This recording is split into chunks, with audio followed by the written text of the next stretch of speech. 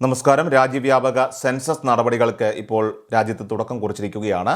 ഏത് നിമിഷവും നമ്മുടെ വീടുകളിലേക്ക് ഉദ്യോഗസ്ഥർ എത്തിച്ചേരാം. രാജ്യത്തെ ഓരോ പൗരനും അറിഞ്ഞിരിക്കേണ്ടതും ഭാവി വികസനങ്ങളെ നേരിട്ട് ബാധിക്കുന്നതുമായിട്ടുള്ള വളരെ പ്രധാനപ്പെട്ട ഒരു അറിയിപ്പാണ് ഇന്നത്തെ ഈ വീഡിയോയിൽ നിങ്ങളുമായിട്ട് ഷെയർ ചെയ്യുന്നത്. കൃത്യമായ ഇടവേളകളിൽ രാജ്യത്ത് നടക്കേണ്ട ഒരു വലിയ പ്രക്രിയയാണ് ദേശീയ സെൻസസ് നടപടി എന്നത്. അതുകൊണ്ട് തന്നെ ഈ പ്രധാനപ്പെട്ട വാർത്ത നിങ്ങൾ മാക്സിമം ഈ വീഡിയോ കണ്ടുകൊണ്ടിരിക്കുന്ന എല്ലാ പ്രേക്ഷകരും ഇപ്പോൾ തന്നെ ഒന്ന് ഷെയർ ചെയ്യണം. എല്ലാ പ്രേക്ഷകരിലേക്കും ഷെയർ ചെയ്യണം. നിങ്ങൾക്ക് പരിചയമുള്ള വാട്സപ്പ് ഗ്രൂപ്പുകളിലേക്കെല്ലാം തന്നെ മാക്സിമം ഒന്ന് ഷെയർ ചെയ്ത് നൽകുക.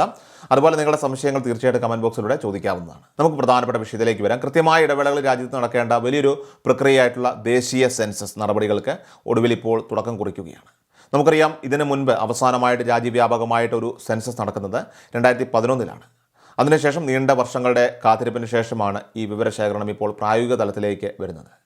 കേന്ദ്ര സംസ്ഥാന സർക്കാരുകൾക്ക് വരും വർഷങ്ങളിൽ വിവിധ ജനക്ഷേമ വികസന പദ്ധതികളൊക്കെ കൃത്യമായിട്ട് ആസൂത്രണം ചെയ്യാനും ഫണ്ടുകൾ അനുവദിക്കാനും ജനസംഖ്യ ആനുപാതികമായിട്ട് മാറ്റങ്ങൾ കൊണ്ടുവരാനും ഈ ഒരു സെൻസസ് ഡാറ്റ അത്യന്താപേക്ഷിതമാണ്. അതുകൊണ്ട് തന്നെ രാജ്യത്തിൻ്റെ പുരോഗതി നിർണ്ണയിക്കുന്ന ഈ വലിയ ദൗത്യത്തെക്കുറിച്ചുള്ള പൂർണ്ണമായിട്ടുള്ള വിവരങ്ങളും ഇതിൽ നമ്മൾ എങ്ങനെ പങ്കാളികളാകണം എന്നതും കൃത്യമായിട്ട് മനസ്സിലാക്കാൻ വേണ്ടി തീർച്ചയായിട്ടും എല്ലാവരും ഈ വീഡിയോ പൂർണ്ണമായിട്ട് കാണാൻ പ്രത്യേകം ശ്രദ്ധിക്കേണ്ടതാണ്. ഈ വർഷത്തെ സെൻസസ് നടപടികൾ മുൻ വർഷങ്ങളിൽ നിന്ന് വ്യത്യസ്തമായിട്ട് വളരെ ആസൂത്രിതമായിട്ട് 2 പ്രധാന ഘട്ടങ്ങളായിട്ടാണ് കേന്ദ്ര സർക്കാർ ഇപ്പോൾ നടപ്പിലാക്കാൻ ഉദ്ദേശിക്കുന്നത്. ഇതിൽ തന്നെ ഒന്നാം ഘട്ടത്തിൽ പൂർണ്ണമായിട്ടും വീടുകളുടെ വിവരശേഖരണവും അതോടൊപ്പം തന്നെ ആ വീടുകളിൽ ലഭ്യമായിട്ടുള്ള അടിസ്ഥാന സൗകര്യങ്ങളുടെയൊക്കെ തന്നെ വിലയിരുത്തലുമാണ് പ്രധാനമായും ലക്ഷ്യമിടുന്നത്. ഉദ്യോഗസ്ഥർ നിങ്ങളുടെയൊക്കെ തന്നെ വീടുകളിൽ നേരിട്ടെത്തി വിവരങ്ങൾ ശേഖരിക്കുന്ന ഈ ആദ്യഘട്ടം കൃത്യമായി പൂർത്തിയായാൽ മാത്രമേ അടുത്ത രണ്ടാം ഘട്ടത്തിലേക്ക് കടക്കാനായിട്ട് സാധിക്കൂ. ഇതിൻ്റെ രണ്ടാം ഘട്ടം അത് വരാനിരിക്കുന്ന 2027 ഫെബ്രുവരി മാസത്തിലായിരിക്കും രാജ്യവ്യാപകമായിട്ട് ഔദ്യോഗികമായിട്ട് നടപ്പിലാക്കുക. ഈ ഘട്ടത്തിലാണ് രാജ്യത്തെ യഥാർത്ഥ ജനസംഖ്യ കണക്കെടുപ്പും അതുമായി ബന്ധപ്പെട്ടുള്ള അനുബന്ധ വിവരങ്ങളുമൊക്കെ തന്നെ വിപുലമായിട്ടുള്ള രീതിയിൽ രേഖപ്പെടുത്തുന്നത്. അതിനാൽ തന്നെ ഇപ്പോൾ നടക്കുന്ന ആദ്യഘട്ട വിവരശേഖരണം കേവലം ഒരു ഔദ്യോഗിക നടപടി മാത്രമല്ല, മറിച്ച് വരാനിരിക്കുന്ന വലിയൊരു ജനസംഖ്യാ സർവേയുടെ ഏറ്റവും ശക്തമായിട്ടുള്ള അടിത്തറയാണ് എന്ന് നമ്മൾ തിരിച്ചറിയേണ്ടതായിട്ടുണ്ട്. ഡിജിറ്റൽ സാങ്കേതികവിദ്യ വളരെയധികം മുന്നേറിയ ഈ കാലഘട്ടത്തിൽ പൊതുജനങ്ങൾക്ക് തങ്ങളുടെ വിവരങ്ങളൊക്കെ തന്നെ സ്വന്തമായി രേഖപ്പെടുത്താനായിട്ട് ഡിജിറ്റൽ സെൽഫ് എന്യൂമറേഷൻ എന്ന സൗകര്യം ഗവൺമെൻറ് മുൻകൂട്ടി നൽകിയിരുന്നു. ഇതിനോടൊപ്പം തന്നെ ഓൺലൈൻ പോർട്ടൽ വഴിയോ അല്ലെങ്കിൽ മൊബൈൽ ആപ്ലിക്കേഷൻ ഉപയോഗിച്ചോ നിങ്ങളുടെ കുടുംബത്തിൻ്റെയും വീടിൻ്റെയും ഒക്കെ തന്നെ വിവരങ്ങൾ ഡിജിറ്റലായിട്ട് വിജയകരമായി രേഖപ്പെടുത്തിയ ഒരുപാട് ആളുകൾ നമ്മുടെ സമൂഹത്തിലുണ്ടാവാം. അത്തരത്തിൽ സെൽഫ് എന്യൂമറേഷൻ പ്രക്രിയ പൂർത്തിയാക്കിയവർക്ക് ഓൺലൈൻ സിസ്റ്റത്തിൽ നിന്നും H എന്ന് ആരംഭിച്ച് തുടർന്ന ഒരു 11 അക്കമുള്ള ഒരു സവിശേഷ ഐഡൻറ്റിഫിക്കേഷൻ നമ്പർ ലഭിച്ചിട്ടുണ്ടാകും. വരും ദിവസങ്ങളിൽ സെൻസസ് ഉദ്യോഗസ്ഥർ നിങ്ങളുടെ വീടുകളിലേക്ക് എത്തിച്ചേരുമ്പോൾ ഓൺലൈൻ വഴി തന്നെ വിവരങ്ങൾ നൽകിയവർ ഈ 11 അക്ക ID മാത്രം അവർക്ക് കൈമാറിയാൽ മതിയാകും. ഉദ്യോഗസ്ഥർ അവരുടെ ഡിവൈസുകളിൽ ഈ ID ഒത്തുനോക്കി നിങ്ങൾ നൽകിയ വിവരങ്ങളൊക്കെ ഒന്നുകൂടി സ്ഥിരീകരിക്കുന്നതോടെ നിങ്ങളുടെ സെൻസസ് നടപടികളൊക്കെ വളരെ വേഗത്തിൽ പൂർത്തിയാകുന്നതാണ്. രാജ്യത്തെ ഭൂരിഭാഗം ജനങ്ങളും പലവിധ കാരണങ്ങളാൽ ഈ ഡിജിറ്റൽ സംവിധാനം പ്രയോജനപ്പെടുത്തിയിട്ടുണ്ടാകില്ല എന്ന യാഥാർത്ഥ്യം അധികൃതർക്ക് നന്നായിട്ടറിയാം. അതുകൊണ്ട് തന്നെ ഡിജിറ്റലായിട്ട് വിവരങ്ങൾ സമർപ്പിക്കാത്തവരുടെ വീടുകളിലേക്ക് സെൻസസ് ഡ്യൂട്ടിയിലുള്ള സർക്കാർ ഉദ്യോഗസ്ഥർ നേരിട്ട് എത്തിച്ചേരുകയും അവരുടെ കയ്യിലുള്ള പ്രത്യേക ഫോമുകളോ ഡിജിറ്റൽ ടാബ്ലറ്റുകളോ ഉപയോഗിച്ചുകൊണ്ട് നേരിട്ട് വിവരങ്ങളൊക്കെ തന്നെ ശേഖരിക്കുകയും ചെയ്യുന്നതാണ്.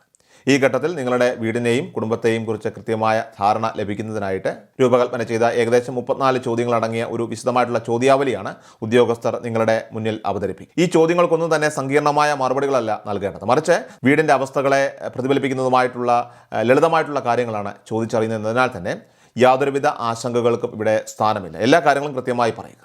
ഈ 34 ചോദ്യങ്ങൾ അടങ്ങിയ ചോദ്യാവലിയിൽ നിങ്ങളുടെ വീടിൻ്റെ ഘടനയെക്കുറിച്ചും അവിടെയുള്ള ജീവിത സാഹചര്യങ്ങളെക്കുറിച്ചുമുള്ള പ്രധാന വിവരങ്ങളാണ് ഉൾപ്പെടുത്തിയിരിക്കുന്നത്.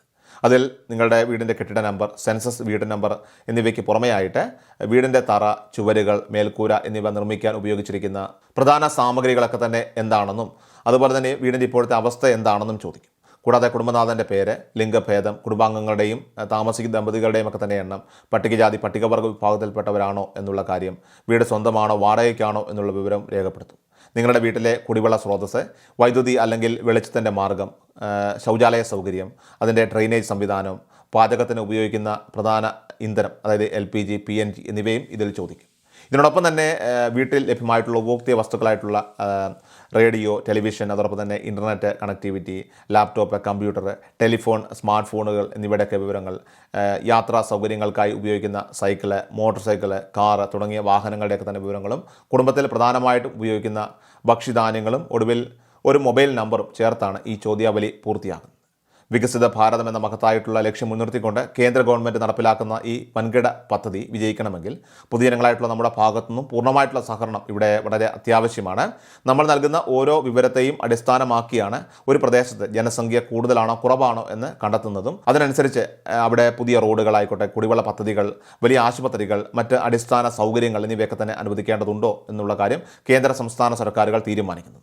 വരും ദിവസങ്ങളിൽ നിങ്ങളുടെ വീടുകളിലേക്ക് എത്തുന്ന ഉദ്യോഗസ്ഥരുടെ ഒട്ടും മടി വിചാരിക്കാതെ കൃത്യമായിട്ടുള്ള വിവരങ്ങളും കാര്യങ്ങളുമൊക്കെ സത്യസന്ധമായിട്ട് പങ്കുവയ്ക്കാൻ എല്ലാ പൊതുജനങ്ങളും പ്രത്യേകം ശ്രദ്ധിക്കണം. വളരെ സുപ്രധാനമായിട്ടുള്ള ഈ അപ്ഡേറ്റ് നിങ്ങളുടെ സുഹൃത്തുക്കളിലേക്ക്, നിങ്ങൾക്ക് പരിചയമുള്ള വാട്സപ്പ് ഗ്രൂപ്പുകളിലേക്ക് എല്ലാം തന്നെ മാക്സിമം ഷെയർ ചെയ്യുക.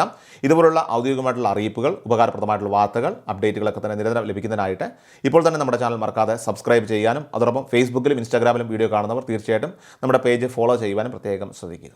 കൃഷൽ മീഡിയ എല്ലാ ദിവസവും വാർത്തകളും അറിയിപ്പുകളും ഡെയിലി അപ്ഡേറ്റ്സും ലഭിക്കാൻ ഇപ്പോൾ തന്നെ ചാനൽ സബ്സ്ക്രൈബ് ചെയ്യുക, ഫോളോ ചെയ്യുക. നിങ്ങളുടെ ലൈക്കും ഷെയർ നൽകി ഞങ്ങളെ സപ്പോർട്ട് ചെയ്യുക. നിങ്ങളുടെ അഭിപ്രായങ്ങൾ കമന്റ് ബോക്സിൽ രേഖപ്പെടുത്തുക.